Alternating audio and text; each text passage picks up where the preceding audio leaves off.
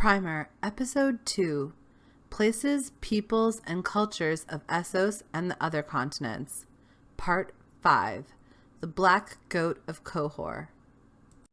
Of the three northern cities that once belonged to the Valyrians, Qohor is the most secretive and the most dangerous. It's the easternmost city of all the free cities, and like Norvos, is situated on one of the branches of the Rhine River. This time it's the branch called the Coin.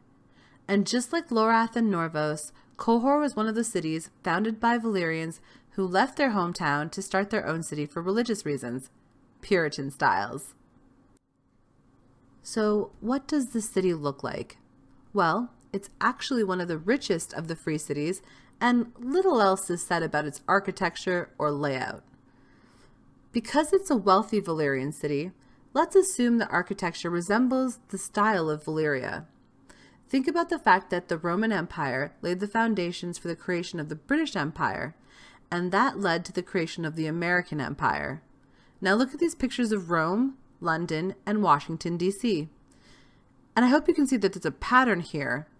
All the architecture of the major civic buildings looks pretty similar, right? And the buildings in London and Washington look so similar to the Roman style, despite the fact that London was a far-off outpost of the Roman Empire and that Washington was the capital of a country that rebelled against the British Empire, but started off as a group of colonies. So, by this logic, I think it's a safe bet that the architecture of Qohor must be close to the type of building style that they had in Valyria itself, given that it's a Valyrian colony, even if they left the homeland because of disagreements. So you'd expect to see towers with those onion-shaped domes for roofs, colorful buildings, and lots of patterns carved into the walls of Qohor, and in Norvos too. In terms of geography, the city of Qohor is at the edge of one of the biggest, oldest, most mysterious forests in the entire continent of Essos. This forest is full of animals that exist nowhere else on the planet, and it also contains tin, silver, and amber deposits. So the pelts from these really rare animals, along with silver and amber jewelry and tin goods like pots and pans, all come from the resources in this forest. Aside from the resources I just mentioned that came from the forest of Qohor, there's also lumber. The majority of this region of Essos is kind of short on trees. Why, you ask? Because people cut down more trees than they planted, and eventually that made their lumber supply get pretty damn limited. So wood is now shipped in from Qohor to the rest of the region who don't have any trees left. In fact, in most of the free cities, the buildings are made from stone rather than wood, because there just aren't that many trees in this part of the world.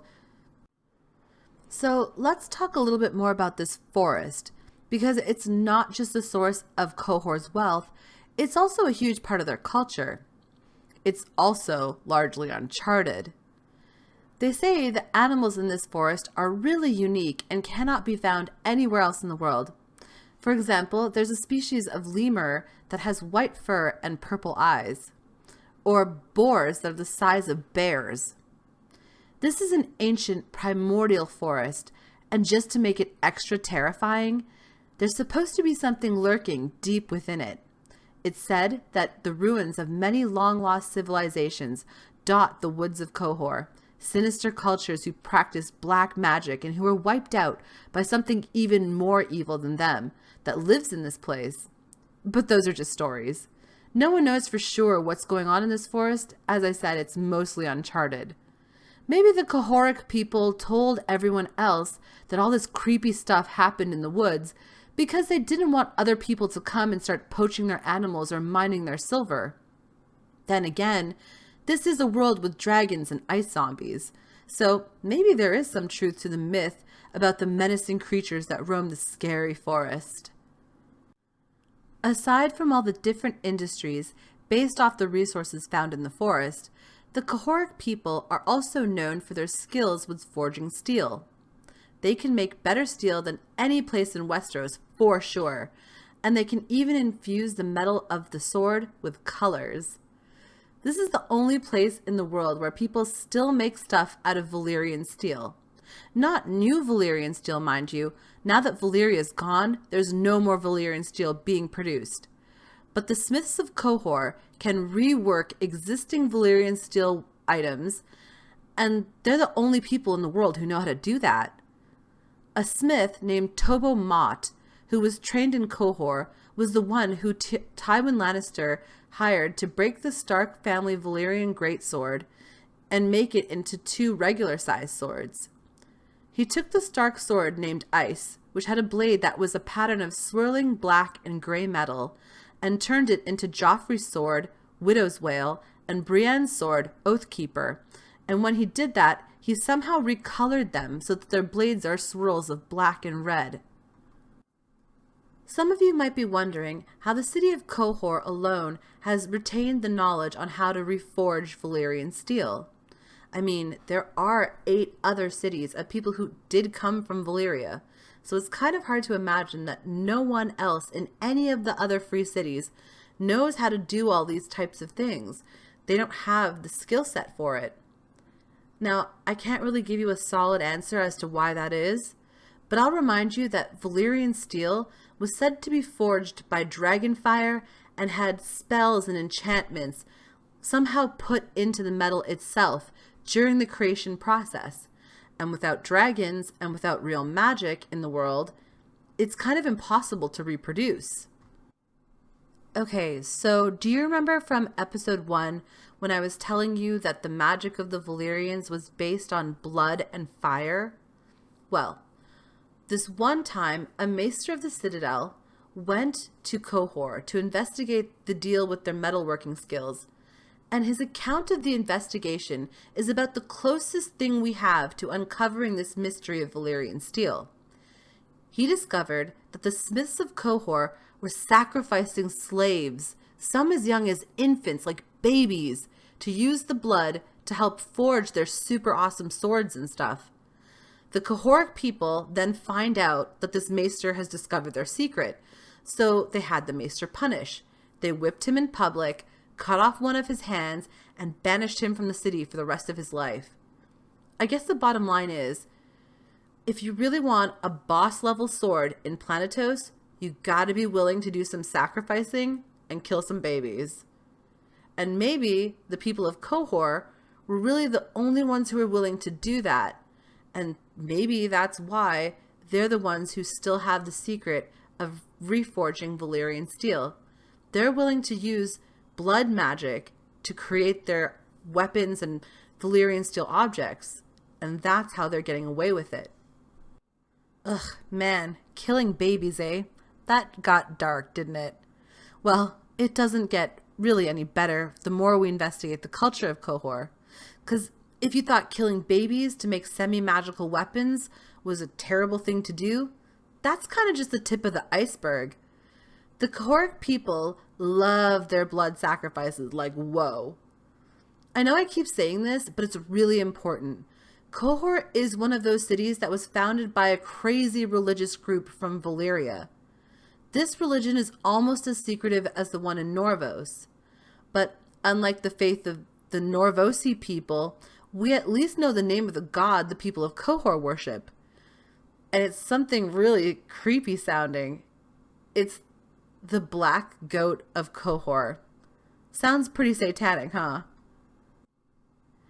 And in keeping with the whole, dark satanic theme, the religion of the black goat demands regular blood sacrifice of animals on a daily basis. And on special holidays, like religious holidays, convicted prisoners get executed by priests that wear these long black hoods and cowls. In times of dire need, the nobles even sacrifice their own children to the black goat to ensure the protection of the city. The thing is, this god is said to be evil and treacherous, so sometimes the blood sacrifice isn't enough to save the city. Now, one of the things that I'm doing in this series as we go through the primers is trying to find real-life equivalents to the places that we're exploring on this continent. So, in looking for kind of real life parallels or equivalents, the best thing I can say is just like Norvos, the city of Qohor has a distinctly Russian, Slavic, or Scandinavian, Norwegian type of vibe. The difference is that Norvos is like medieval Moskva or Moscow, and Qohor is more like Novgorod in the 1400s. If I sound like a know-it-all jerkwad, I apologize. Here, just look at these pictures. Norvos is colorful and there's a big old river running through it, just like Moscow. And Novgorod is more austere and serious with a big old forest next to it, just like Qohor is supposed to be.